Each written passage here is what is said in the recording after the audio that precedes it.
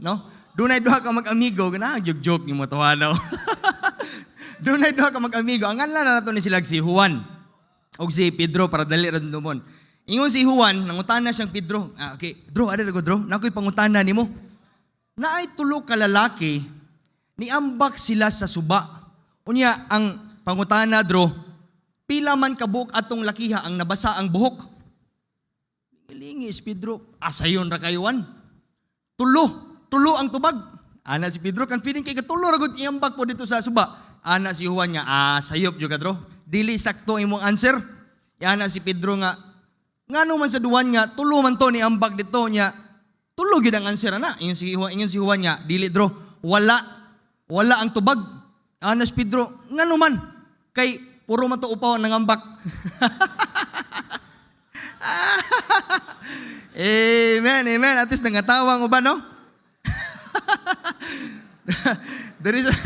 Dito sa tungwali. Amen. Dito sa tungwali. Now, this afternoon, I'd like to ask you a question. Anyway, seryoso na ta, seryoso. How many of you this afternoon, kung dugay na kang Kristohanon, bago pa kang Kristohanon, how many of you nakaila mo ni Hosea? Hosea, nakabasa na ka ni Hosea sa Bible or nakaila ka ni Hosea, kabalo ka sa background niya, kindly please raise your hand. Kaila ka ni Hosea. Amen. Na ay mga nakita nako. Gamay lang sa church. So karong afternoon, atong ilahon kung kinsa ni si Hosea. I know dili kay siya familiar, dili kay siya ilado, tingali dinhi sa Bible, pero there is a certain story of Hosea nga dili nimo malimtan sa dubok nimong kinabuhi tungod ni sa iyang asawa. Alright? So karon manindog mo pagbalik, manindog mo palihog. Let's all stand up, please. Let's all stand up. And let's know first the first 3 chapters of Hosea. Next slide, please. The first 3 chapters of Hosea, it talks about Hosea's wayward wife. Okay? It talks about Hosea's wayward wife. The word wayward, mga igsoon, it means difficult to control, no? Lisod kayo nimo i-predict mo na ang asawa ni Hosea. Unya, gusto sa Ginoon masabtan ni Hosea mga igsoon nga unsa gyud ang naa siyang kasing-kasing because ang asawa ni Hosea gi-compare siya sa mga katawan sa Israel. And then number 2, chapter 14 up to chapter 14, it talks about Israel's wayward life. So you need to understand the big picture or masabtan nimo kung kinsa gyud ni si Hosea. So anyway, ang atong text this afternoon, dili to abrihon in Ephesians chapter 3. Open your Bibles please. Kanindog naman mo. Ephesians chapter 3 unya in verse number 19. Usa lang atong dunganan sa makusog nga pagbasa. Okay? Ephesians chapter 3 in verse number 19. Ready? Read. And to know the love of Christ which passeth knowledge, that ye might be filled with all the fullness of God. Now, the title of our message this afternoon, mga isoon, The Unfathomable Love of God. Pariha, wala mi magsabot, Pastor Gilbert, pero maura mong wali. Gini nang buntag ko karong afternoon. So, I know leading ni Holy Spirit, and I pray nga karong afternoon, natay masabtan siyang pulong. Duko yung ulo, yung mata, mag-ampot ha. Ginoong Diyos, amahan na mo langit nun, Lord, thank you so much for this wonderful time this afternoon, Lord, nga makatapok mi, makapaminaw mi, Lord, sa imuhang pulong. Salamat, Ginoo, Lord, sa imong mga katawhan karon nga niya sila. I know, Lord, ang nindot nta kayo ipahulay sa mong balay, but naami karon tungod kay gusto mi mo simba di animo, mga laga di animo. Gusto namo nga ikaw ang mahimaya sa among kinabuhi ni adlawng Domingo. Ako na ampo, Lord, please tabangi mi nga masabtan namo ang imong mensahe sa yano o simple nga paagi. Wala may mahimo, Lord, kung wala ka. I humble down myself to you. Please, Lord, use me as thy servant, as thy mouthpiece, as I preach thy word this afternoon. Salamat, Lord. We commit everything to you. We commit the service this afternoon. In Jesus' name I pray. Amen and amen. You may now be seated. Makalingkod mo palihog. Now, when you say unfathomable, okay? Next slide. It is beyond measurement. Right? Dili nimo masukod, dili nimo magamitan og measuring tape, dili nimo matungkad ang gugma sa Ginoo dinhi sa imong kinabuhi. Amen? Apa mo, amen? That's why Apostle Paul, mga igsoon, Niingon siya sa Ephesians chapter 3 in verse 18. Unsa ingon sa Bible? That you may be able to comprehend. The word comprehend, mga igsoon, nga imog yung mag-grasp, imog yung masabtan, fully understand, or masabtan yun imog ayo ang mga kamatuoran. Ingon sa Bible, with all the saints, what is the breadth? What is the length? What is the depth? What is the height? Unsa man armabalaan nimong igsoon, unsa ang breath? Unsa ang breath? Gilap dun. I know and I believe in all my heart, lapad yun kayo ang gugma sa Ginoo, amen? Dili yun nimo masukod. What is the length? No, from eternity past, paminaw igsoon na? From eternity past, God loves you, amen? To eternity future, God will continue to love you, amen? Pagkanindot sa Ginoo, kung imo lagi masabtan, what is the depth? Unsa man gilawmon ang sukod sa pinakalalom nga part sa dagat, uy, ang gugma sa Ginoo mas lalom pa ni ana, amen? What is the height? Ang tanan ako ninyo karon, can you measure heaven? Masukod ba nimo ang langit? Dili gyud no, wa pa gyud tawo nga nailhan nako nga na measure niya ang unsa gyud exactly ang distance sa langit ug sa earth. No. God is saying, mga igsoon, no matter who you are this afternoon, no matter kung unsay nabuhat nimo sa Ginoo, no matter how low nga ning sangka diha sa imong Christian life, niunlod ka ba sa imong Christian life, God is saying, I will still love you. Amen? Gihigugma gyud mo ta sa Ginoo pagkanindot gyud sa Ginoo. Mo na nga in verse number 19 lang tawa. And to know the love of Christ, which passeth knowledge, that ye might be filled with the fullness of God. Now, this afternoon, if you want to fathom the love of God, no, you need to understand that point number one. Point number one ta. Point number one, God's love is undeserved. Amen? Napa mo, amen?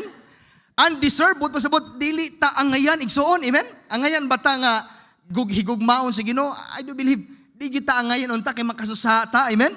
Now, let's read Hosea chapter 1. Atong natawon.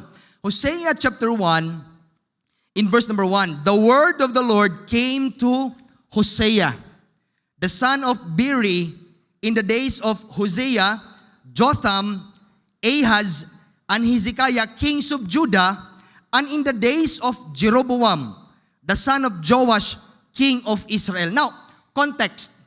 Now, if you're studying your Bible, kung kabalo ka sa mong Biblia, kani si Hosea, he served two kingdoms. Okay? In Judah and in Israel. Now, kani si Hosea mga ison, gisugo siya sa Ginoo to minister to the northern kingdom of Israel. He became a prophet for 60 years. Grabe. Sa isinta katuig na himo siyang propeta. Don't you know that in the time of David, sa panahon ni David igsuon, Israel was one kingdom, right? Sa panahon ni Solomon, anak ni David, Israel was one kingdom. But human namatay si Solomon. Naunsa ang Israel? Nabahin sa duha ka kingdom. The northern kingdom, which is ruled by King Rehoboam, and the southern kingdom, which is started by King Rehoboam, northern kingdom, King Jeroboam, and the southern kingdom, King Rehoboam. Now, aron mahimong effective ang mensahe ni Hosea mga igsoon, God tells Hosea to do something. Now, aron mahimo siyang epektibo nga propeta ba? Gimanduan siya sa Ginoo og usa ka butang. Lantawa gani in verse number 2. Lantawa. Hosea 1 verse number 2. The beginning of the word of the Lord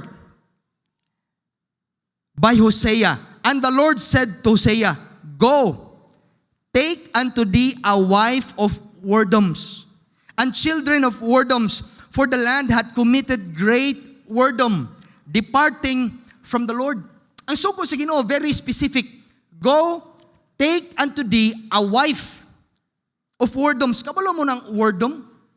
Pasabton ta mo, prostitute na sa atong panahon karon. Babae nga bayaran. Makita nimo, mapalit nimo sa 1,000, 2,000, unsa na 3,000, bayaran nga babae, ipaasawa kang Hosea. Mando si Ginoo. God is telling Hosea, I want you to marry somebody. Don't you know? No? Kung imo lang yung studyhan ba, imo i-imagine. Maybe perhaps, kani si Gomer, she must have been very beautiful, no? Wapag itali ni. Unya, si Hosea, excited po tali siya kay giinang gusto sa Ginoo, mga sawa siya. Pero wordom lang. But then God warned Hosea, kabalo mo unsay warning sa Ginoo ni Hosea? God said, Hosea, you know, someday, kaning babayhana, kaning bayhana nga imong maasawa, she will commit adultery. Manapaw ni siya, and then someday, kining babayhana, Hosea, magdala ni problema sa imong kinabuhi. Now, mangutahan ko na yung mga lalaki. Mangutahan ko, be honest. Kung ikaw si Hosea, makiminyo kayo na itong klase nga babae? Yes or no? Ang uban ninyo, marag nindot, Pastor. Pero, si Hosea, marag dili angayan, yun, no? Pero, but God said, Hosea, pakaslan ni mo ning bayhana. You know, kung na-discover na ko, I discovered something. Aron nga ang usa ka alagad sa Ginoo, paminaw ha? Aron nga ang usa ka alagad sa Ginoo, usa ka pastor, usa ka missionary, mahimo kang epektibo diha sa ministry, mahimo kang epektibo diha sa buluhaton, you got to feel the heart of God. Amen? You got to feel the heart of God. God wanted Hosea to know that God's heart is broken. Gusto sa Ginoo masabtan ni Hosea nga ang iyang kasing-kasing nasakitan sa iyang mga katawhan. Usay ka bantay ka kung makasala ta. Katoo ba ka nga wala masakiti ang Ginoo? Sakitan ang Ginoo, amen? God wants you to feel kung nangalagad ka sa Ginoo karon, you're doing something for God. Ipabati yun na sa Ginoo nimo how it feels sa tubangan sa Ginoo nga unsa ning klaseng masakitan ka ba? Masakitan sad ka sa imong Christian life. Hosea will not know how it feels until he will marry somebody who will go against being faithful. Now, karon, unsay nahitabo?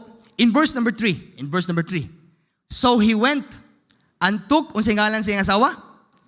Gomer, the daughter of Diblaim, which conceived and bare him a son.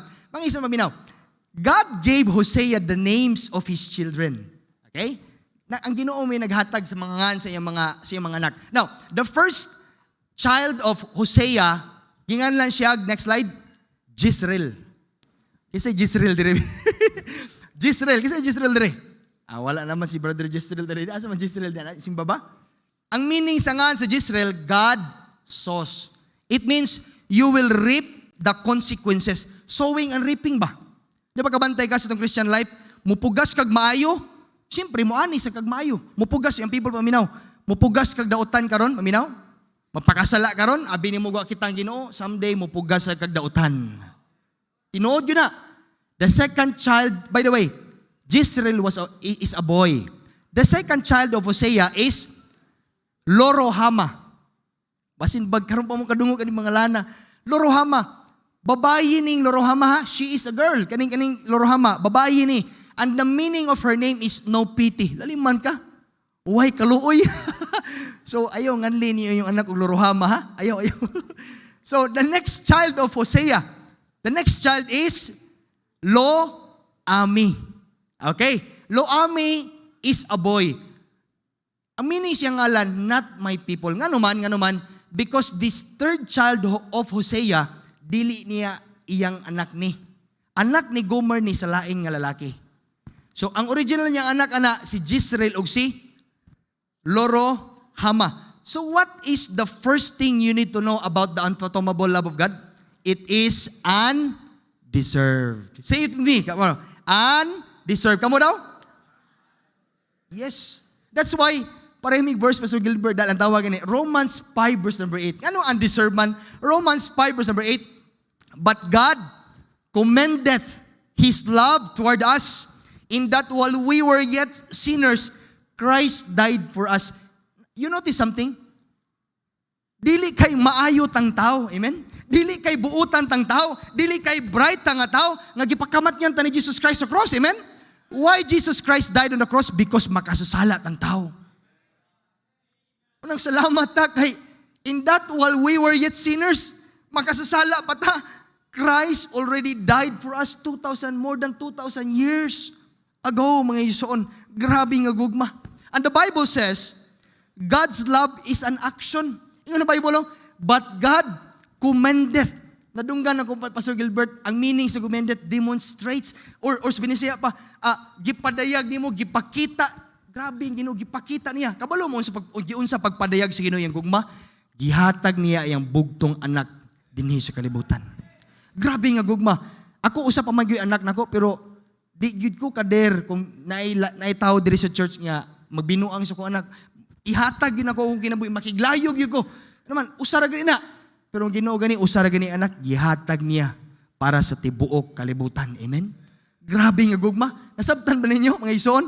Mo na nga, I'm sure mga igsoon up to now, from time to time nakasala ta sa Ginoo. Yes or no? Yes. From time to time, you think God knows nga nakasala ka? Yes or no? Yes. Kabalong Ginoo oy. Mga igsoon, God knows your foolishness. God knows our sinfulness, and yet unsa kanindot sa Ginoo, God still loves us. Amen? Oy, paminaw, dilibot pasabot, naluwas na ka, dili nakakasala. Tinood ba? Oy, kasala gyapon ka oy.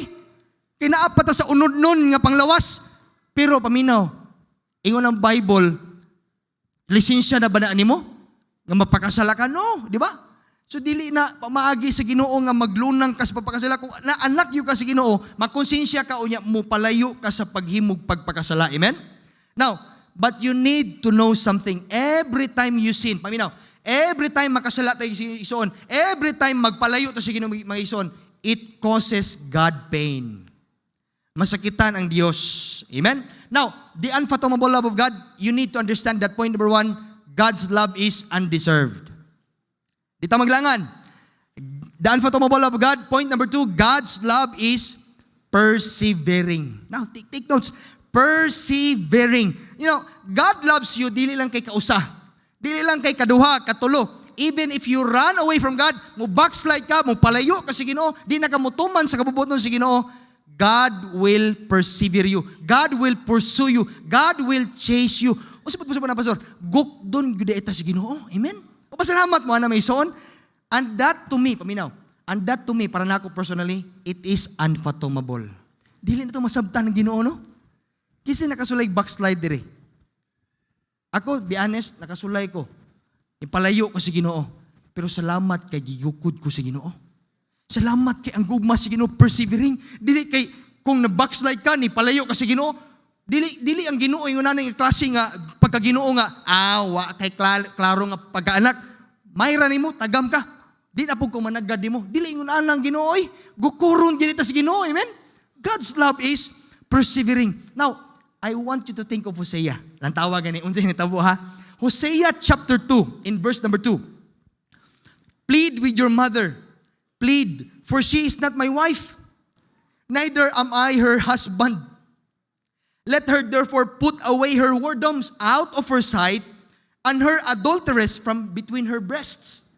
In verse number 5, for their mother had played the harlot. Nagbiga-biga ni si Gomer. She that conceived them hath done shamefully.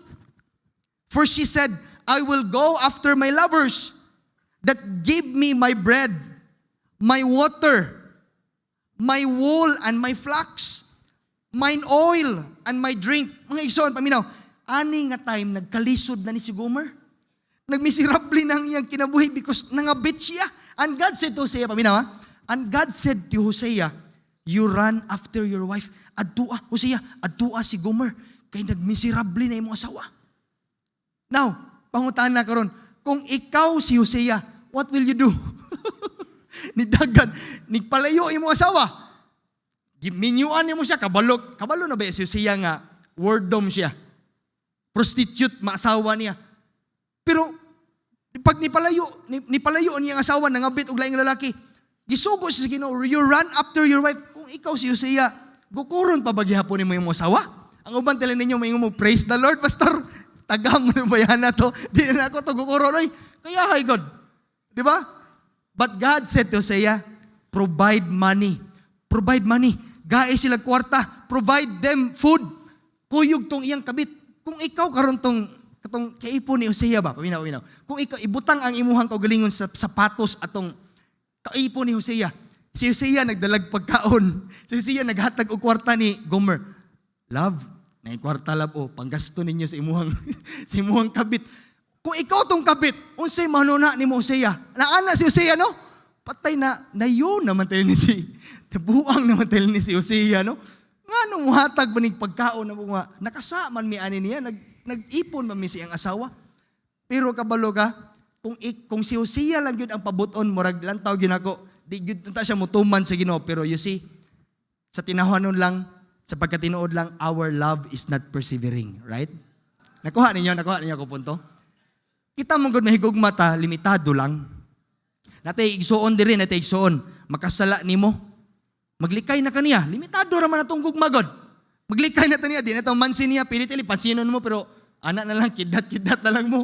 Yang uyango na lang mo dad. Ang uban dyan ito kuluko kay magkita ba mag-abot ang agtang ba. Magduko-duko na lang kay mauwa managad. Ingon ana atong gugma it is not persevering. Pero salamat ta kay gugma sa Ginoo it is not like that. Amen. Amen. Now read the next verse. Ato lang tawan in verse number 6. Ingon ang Bible, therefore behold I will hedge up thy way with thorns and make a wall that she shall not find her paths. In verse number 7, now she shall follow after her lovers, but she shall not overtake them. And she shall seek them, but shall not find them. Then shall she say, makaamgura na si Gomer, I will go and return to my first husband. For then it was better with me than now. Paminaw igsoon. When God pursues you, sa dihang gukuron ka sa Ginoo, sa dihang magpalayo ka sa Ginoo, and then God pursues you, God chase you, dilibot pasabot mga igsoon, sa dihang gukuron ka sa Ginoo, wala na kay problema sa mong Christian life, right? Dilibot because many times, mga paminaw igsoon, God will use problem just to chase you, aron magukod lang yun kaniya. Kabantay ka, ngano natin problema? Wamo mangutana si Ginoo, Lord, ngano na mo problema? Lord, nganong nagkalisod man ko? Nganong ingon ani man ang hitabo sa kong kinabuhi, Lord? Nganong usahay dili ta kasabot sa Ginoo? Why? Paminaw. Next slide please. Pain is the megaphone of God to wake us up. Nasabtan ninyo? Ang kasakit usahay, mikropono na sa Ginoo aron makamatata. Why? Because usahay man God, mabati na to nga wala na tayo problema, mabati na to nga relax na itong kinabuhi. Usahay, dili na ta makapasalamat sa Ginoo, right? God discipline His people to get their attention. Una, maybe, next slide please. These are some of the disciplines of God. Aron makuha niya itong attention ba? Maybe it may be financial difficulties. Kisa may naglisod og kwarta nyo karon bi isang kamot bi. Ay na lang isa kay basi mangayo mo na ko kwarta ba. Wala mo pugay kwarta. Diba usahay no? Maglisod ta no? Financial difficulties na ako yung mga Kristohanon na ilhan nga grabe gyud oy. Lisod gyud kaayo. Financially dili gyud able, dili gini usahay maka-hospital sa ilahang kaugalingon. Kaya naman kay walay kwarta naglisod financially. Maybe tawag na si Ginoo kay naman gusto sa Ginoo makuha imong attention. Ikaduha, emotional difficulties. Na ubang Kristohanon, masultian lang gamay, ma-discourage na, di ba? Kamantay ka, mabawra kay glubot pa. Di ba? Emotionally, dili stable. Di ba? Maybe God is calling you. Di ba? There's pain in you. Now, maybe some of us, we suffer health problems. Ngano nagsakita, maybe naay pakikistorya ang Ginoo nimo personally. You need to realize that nga, Lord, unsa man gyud gusto nimo nga buhaton nako aron matarong akong Christian life. Ang uban nato, maybe we have problem with our relationship with other Christian. Now, mga igsoon, don't run away from God. Amen? Ayaw lang yun palayo sa Ginoo because God loves you. Amen? Lantawa gani, in Hosea 2, in verse number 19, lantawa. Ingon ang Bible, and I will betroth thee unto me forever. Kasabot mo ng word nga betroth. It means, in English, it means engage. Kabantay ko sa kalaki o sa kababayi, when they are engaged, kanabang, nagbinahalay na gyud sila sa usa-usa baon niya, hapit na gyud sila kaslon, di ba? Ingon matud pa sa Ginoo, mura mo engage sa ko. You are something like engaged to me forever. Kasabot ka ng forever? Walay katapusan. Oy, amen? I will betroth thee unto me in righteousness, diya sa pagkamatarong, diya in judgment, in loving kindness, and in mercies. In verse number 20, unsa kanindot sa Ginoo, I will even betroth thee unto me in faithfulness. Paminaw ang isuon. Kung naa maligay problema karon, naa kay mga pagsulay karon, naa ay mga panghitabo si mo kinabuhi nga di nimo masabtan, still God is faithful. Naa pa mo diha, amen? Oh, faithful ang Ginoo. And then unsi ingon sa Bible, and thou shalt know the Lord. Klaro kayo ang giingon sa Biblia mga isuon. All right? So, karon, the unfathomable love of God. Point number 1, you need to understand that God's love is undeserved. Dili ta nga yan. Salamat kay gihigugma ta sa Ginoo. Kaduha, God's love is persevering. Di man maski pag magpalayo ka sa Ginoo, kung tinuod kang anak sa Ginoo, gukuron gyud ka sa Ginoo. Mo na nga ayaw na lagulata ang bunal sa Ginoo sa imong kinabuhi. Amen? Number 3 and the last mga isuon. God's love is redemptive. Wow, amen? God's love is redemptive. You know what happened to Gomer? Balik na ni Gomer, ha? Kabalo mo sinitabo ni Gomer? Once upon a time, mga igsoon, Gomer was a wife. Once upon a time, Gomer was a wife dearly beloved by Hosea, his husband. Pero nahitabo, Gomer became unfaithful. Dili lang kay nihimo siyang unfaithful, gibiyaan niya yang bana, unya nitaban og laing lalaki. Thinking, nagununa si Gomer nga, mas maka-provide pa man tali ng tawhana sa kuha, pero ang tinuod, realidad, wala, nagkalisod-lisod na si Gomer, di ba? And then, Gomer sank very low in her life, nga murag, ubos na lang yun kayo, kulang na lang, tamakan si Gomer. Sa grabe yun nga pagkaubos. Don't you know, niabot sa punto ni Gomer that she was sold as a slave. Gibaligya siya as a slave, and then her price begins so cheap. Muna paminaw, isuon ha, mga young people, paminaw. Napa mo mga young people, amen?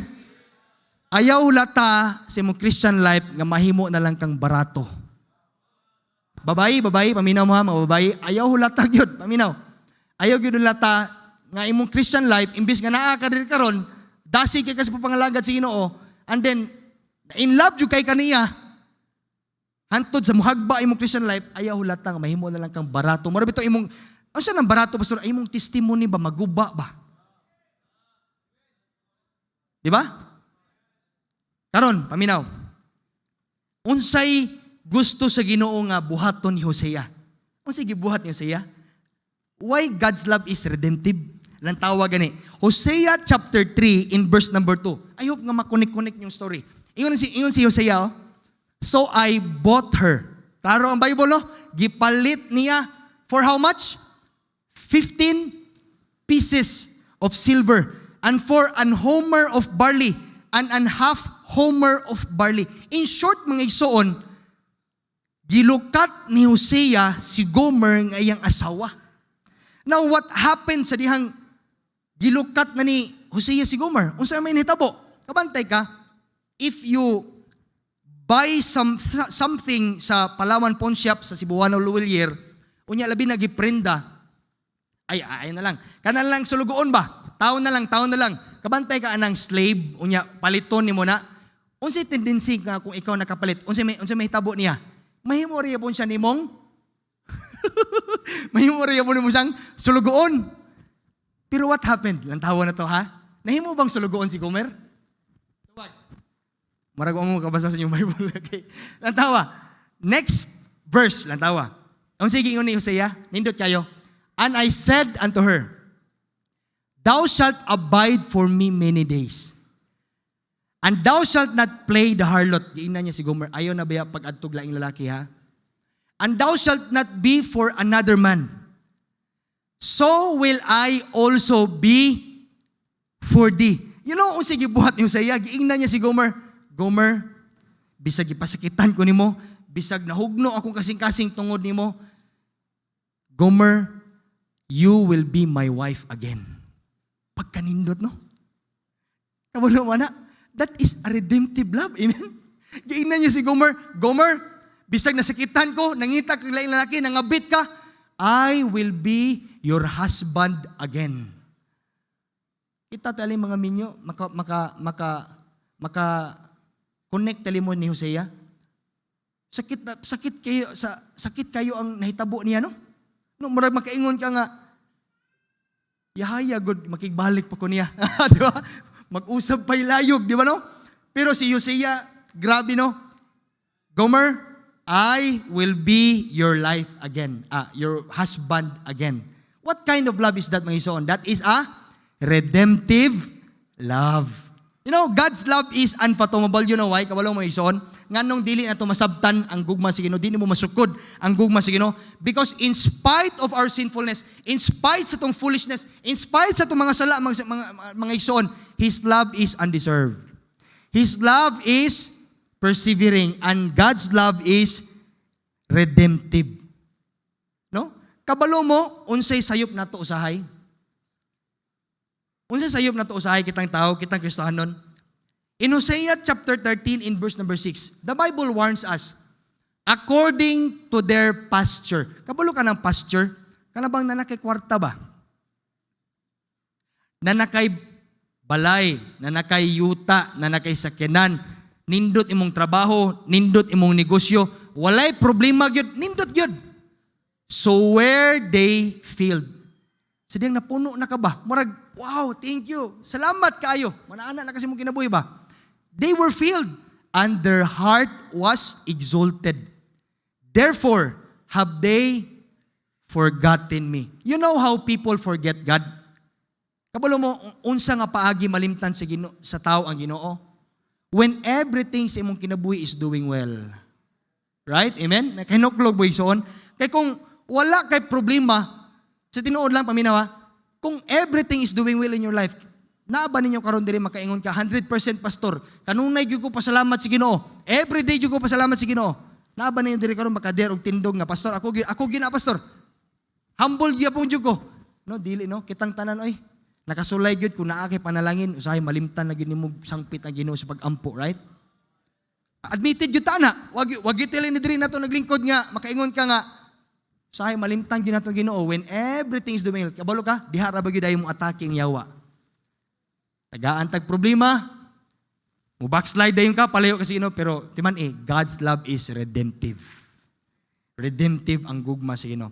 You know, this is what God wants, and I want to close this. Sa ito mahumban karon? Mabuha ka ni Wally. This is what God wants. Hosea 14 in verse number 1, lantawa.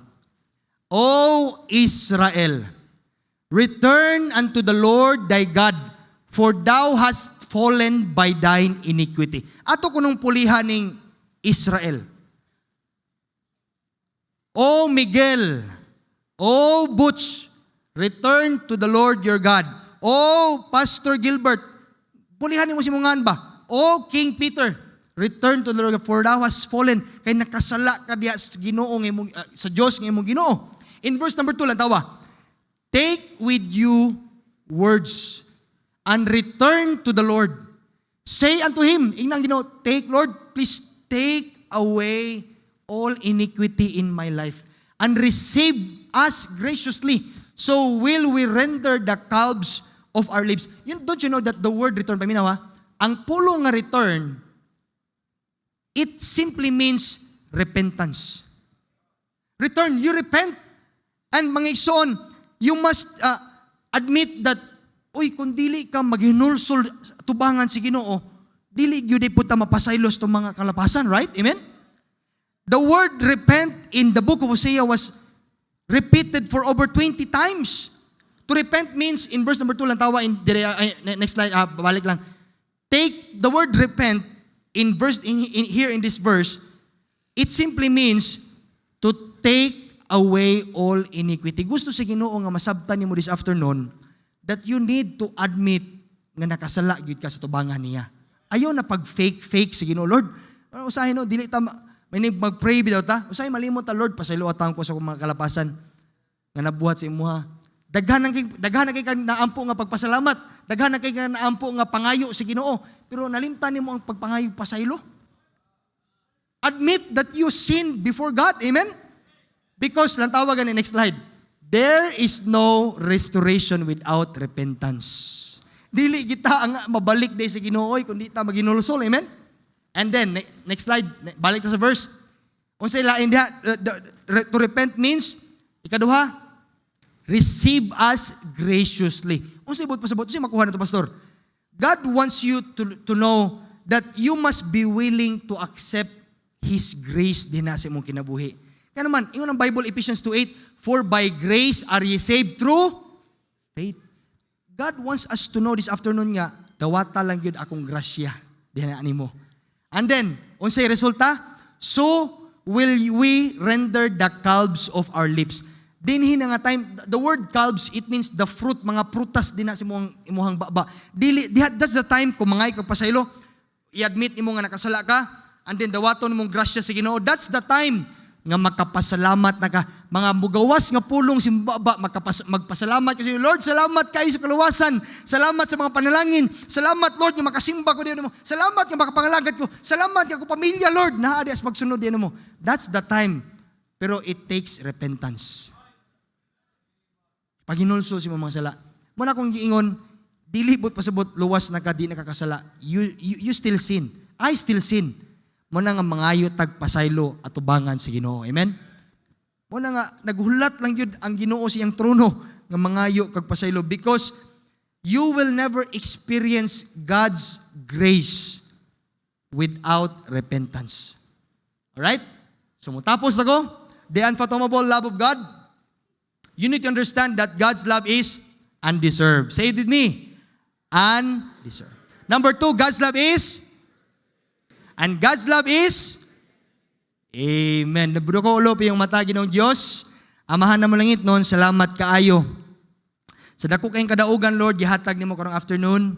Salamat Ginoo Lord sa imong pulong nga nawali. I pray Lord nga kini nga mga pulong, salamat nga diin makasimba mi diyan nimo, makapaminaw mi sa imong pulong because it is through hearing of your word nga motubo ang among pagtuo dihan imo. Busa Lord, nag-ampo ko, ikaw mag-bless ni ining mga pulong. Bisan pa Lord sa wali ganinang buntag, Pastor Gilbert, salamat sa message. Christ greater love, O God, this afternoon, the unfathomable love of God. Salamat that this Sunday, your message was really connected with each other. Nagpray ko, Lord, nga, dili mo ni malimtan, ma-apply na mo imong pulong dinhi sa mong Christian life. In Jesus' name I pray, Amen.